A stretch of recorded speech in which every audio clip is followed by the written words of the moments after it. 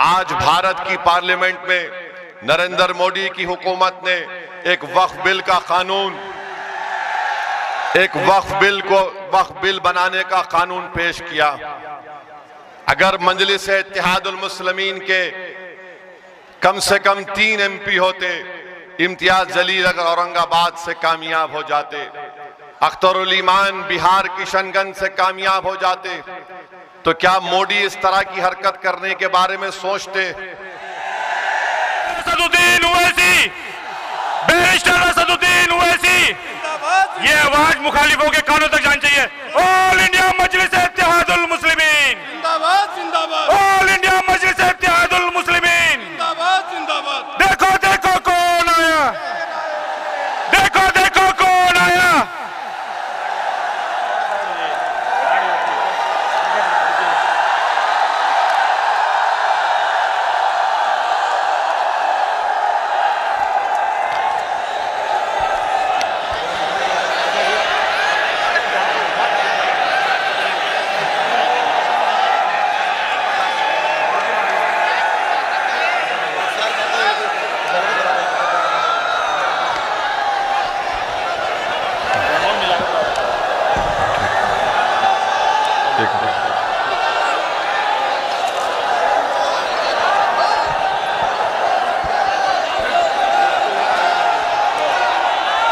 बिस्मिल्लाहिर्रहमानिर्रहीम। अस्सलामु अलैकुम व रहमतुल्लाहि व बरकातहू। मुअज़्ज़िज़ हाज़िरीन इकराम, बुज़ुर्गान कौम और मिल्लत, मेरी इज़्ज़तदार माँ और बहनों, गयूर नौजवान साथियों, मंच पर जो हज़रात बैठे हुए हैं, तशरीफ़ फरमा हैं,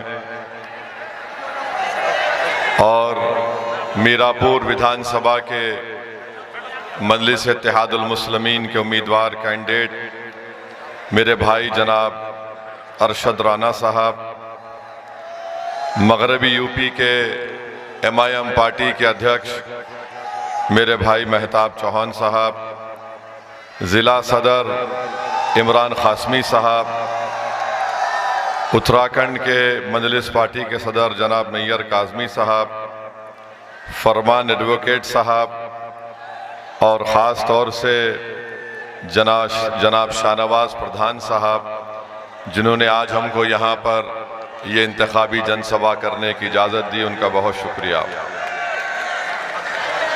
अज़ीज़ दोस्तों और बुज़ुर्गों, पिछले 14-15 दिन से मैं महाराष्ट्र में वहाँ के विधानसभा के चुनाव में इंतखाबी मुहिम में मसरूफ़ रहा, और कल रात धूलिया में एक जलसे को मुखातिब करने के बाद 3 घंटे के सफ़र के बाद हम औरंगाबाद पहुँचे, और फिर सुबह 7 बजे की फ़्लाइट लेकर हम दिल्ली पहुँचे, और दिल्ली से अल्हम्दुलिल्लाह गाड़ी से यहाँ पर 3 घंटे में पहुँचे हैं। मैं अल्लाह का शुक्र अदा करता हूँ कि अल्लाह मुझे यहाँ पर आने का मौका दिया, आपके दरमियान में खड़े होकर हमारे उम्मीदवार जनाब अरशद राना साहब और पार्टी के बारे में बोलने का मौका इनायत फरमाया। मैं आप तमाम का भी शुक्रगुजार हूँ कि आपने अपना कीमती वक्त निकाल कर आज आप यहाँ पर आए। मैं सिर्फ आपसे इतनी गुजारिश करने आया हूँ कि ककरौली गांव में ये एक अज़ीमुश्शान जलसे आम हो रहा है, इंतखाबी जलसा, कि 20 तारीख के दिन आपको अपना एक वोट पतंग के निशान पर बटन दबाकर आप अपने इत्तेहाद को मजबूत करिए, उत्तर प्रदेश में अपनी क़यादत को मजबूत करिए, और अपनी एक बेबाक आवाज़ को अरशद राना के रूप में उत्तर प्रदेश के विधानसभा में भिजाइए, ताकि इस विधानसभा में जो बेशुमार अवामी मसाइल हैं वो उसको हल कर सके।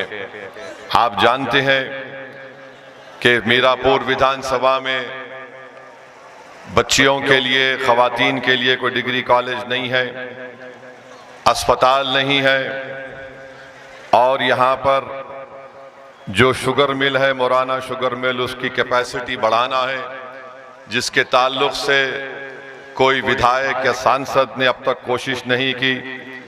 गन्ने का रेट जो 450 रुपये होना चाहिए, अभी तक सिर्फ 300 रुपये दिया जा रहा है।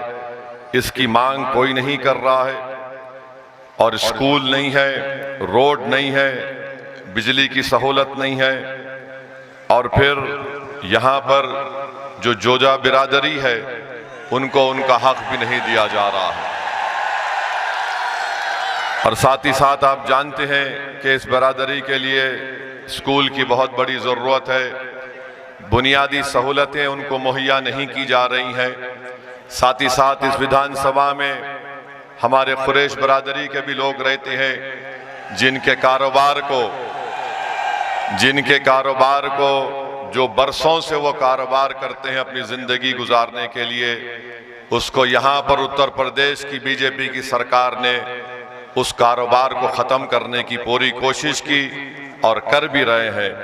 तो ये ऐसे मसाइल हैं मेरे अजीज़ दोस्तों और बुज़ुर्गों, जिसके लिए आपको 20 तारीख के दिन मुत्तहिदा तौर पर अपने एक एक वोट का इस्तेमाल पतंग के निशान पर करना है। लोग मुख्तलिफ इल्ज़ामात मजलिस इत्तेहादुल मुस्लिमीन पर लगाते हैं, मगर आप जानते हैं कि पिछले कई बरस से हम उत्तर प्रदेश की सरजमीन पर हमारी पार्टी का काम कर रहे हैं। हम चुनाव लड़ते हैं, हारते भी हैं, कोई चुनाव जीतते भी हैं, मगर मैं आपको इस बात का यकीन दिलाने आया हूं, हम चुनाव के नतीजे देखकर हिम्मत हारने वालों का नाम मजलिस इत्तेहादुल मुस्लिमीन नहीं है।